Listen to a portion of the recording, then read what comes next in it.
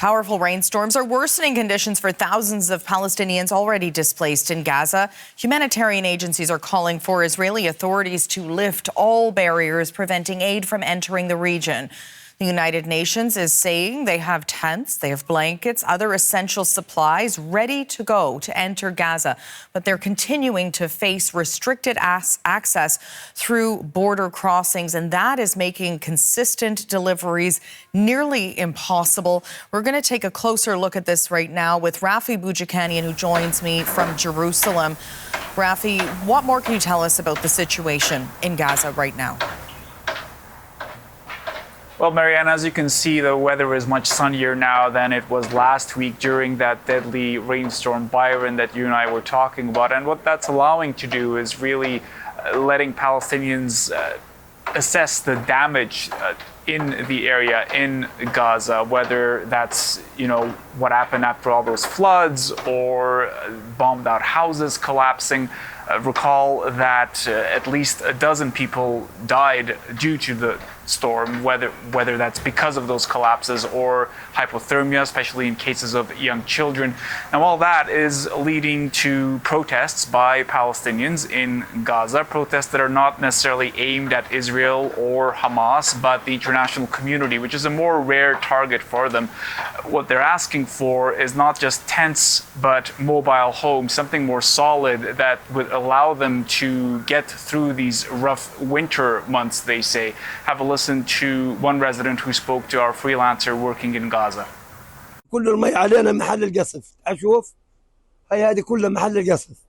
طب احنا يعني بصراحة هذه معنا بعينها إنه أنا ساكن في هذا البيت وبنزل علينا مي وقد ما حطينا جلد وحطينا أغراض فمش حامي. احنا على الساحل لا بنفعنا خيام ولا بنفعنا شواذ. منطقة الساحل يعني أنا ساكن على شط البحر البوابة الغربية لغزة. فاحنا بنطالب اصحاب الضمائر الحيه، فهمت علي، انه ينظروا إن بنظره العطف والحنان، فهمت علي، ومطلبنا احنا مؤقت انه يجيبوا لنا كرفان بدال الخيم.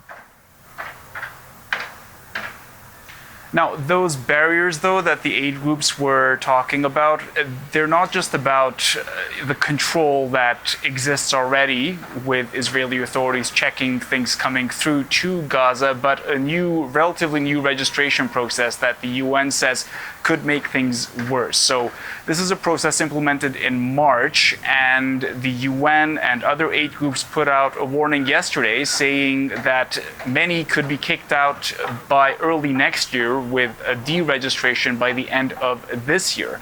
The process makes them identify every worker on site in Gaza, and the aid groups say also allows Israel to go through all of their social media histories, looking for opinions that might be anti-Israel or supportive of Hamas. And though some groups have complied, others have not. The UN says that the groups have international legal obligations for privacy laws and they can't just do all of this.